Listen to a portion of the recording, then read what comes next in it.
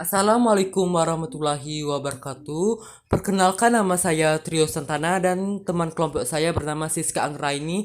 Kami dari kelas 11 IPA 6. Masanya Republik Batak 1800 sampai 1811, satu revolusi Prancis yang berlangsung pada abad ke-18 yang mempengaruhi situasi politik dan pemerintahan di Eropa termasuk Belanda. Pengaruh revolusi Prancis di Belanda mulai terlihat pada tahun 1795. Pada masa itu muncul kelompok yang disebut kaum patriot yang menghendaki adanya perubahan dalam pemerintahan kerajaan Belanda. Mereka menginginkan Belanda menjadi negara kesatuan. Pada tahun yang sama, Prancis berhasil menguasai Belanda, akibatnya Raja William V melarikan diri ke Inggris. Prancis membentuk pemerintahan baru di Belanda dengan membentuk Republik Batak. Republik Batak dipimpin oleh Louis Napoleon, adik Napoleon Bonaparte. Perkembangan politik di negeri Belanda ini mempengaruhi kondisi politik di Hindia Belanda, termasuk di Hindia Belanda yang berada di bawah Republik Batak. Ini foto-foto pada zaman Republik Batak. 1. Pemerintahan Daendels tahun 1808 sampai 1811. Herman William Daendels merupakan gubernur jenderal pertama Belanda di Hindia Belanda. Daendels ditunjuk oleh Louis Napoleon. Ia bertugas menjalankan kekuasaan dan pemerintahan kerajaan Belanda di Hindia Belanda. Daendels merupakan salah satu patriot Belanda yang terpengaruh semangat revolusi Prancis. Daendels berusaha menghapuskan praktik feodalisme untuk menciptakan masyarakat yang dinamis. Kebijakan-kebijakan Daendels selama di Hindia Belanda mencakup bidang-bidang berikut. A. Bidang pertahanan dan keamanan. 1. Membangun benteng-benteng pertahanan baru. 2. Membangun pelabuhan militer, pangkalan angkatan laut di ujung kulon, Merak, dan Surabaya. 3. Memperbanyak jumlah pasukan perang.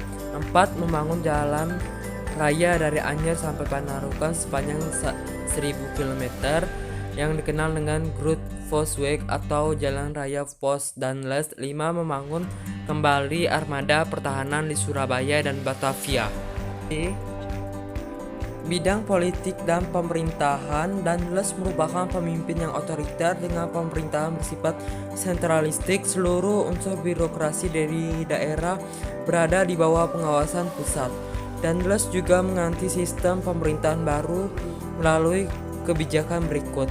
1. Membentuk sekretariat negara untuk membereskan masalah administrasi. 2. Memindahkan pusat pemerintahan dari Batavia ke Waltervreden.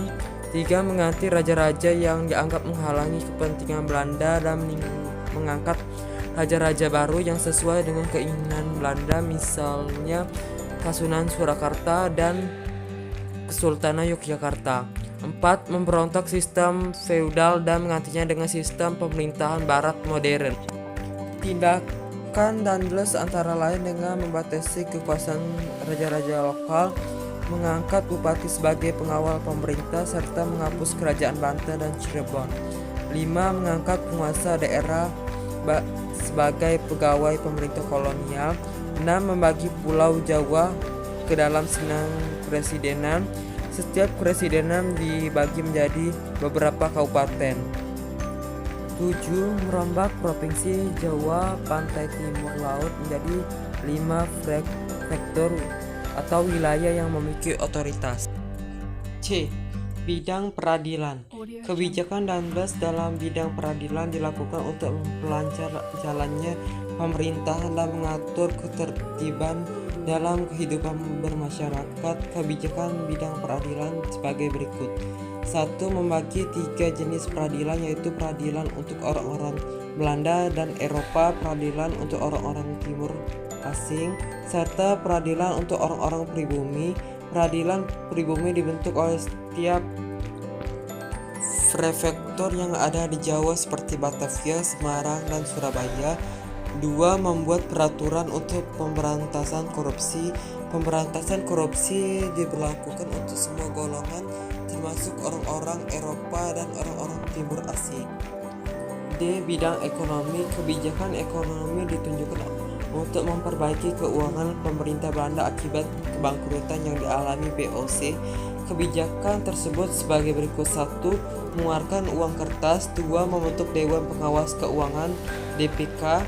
3. Menjual tanah-tanah kepada pihak swasta atau partikulir atau orang Tionghoa dan Arab. 4. Melakukan pemungutan pajak-pajak swasta.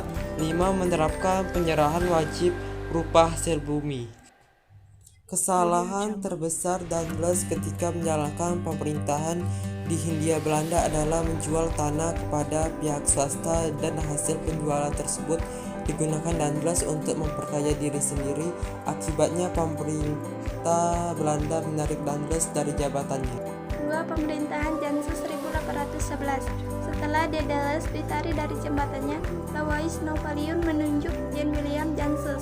Jansen pernah menjabat sebagai Gubernur Jenderal di wilayah Tanjung Harapan pada tahun 1802 sampai 1806. Gubernur Jenderal Jansen berusaha memperbaiki keadaan wilayah yang ditinggal Daendels.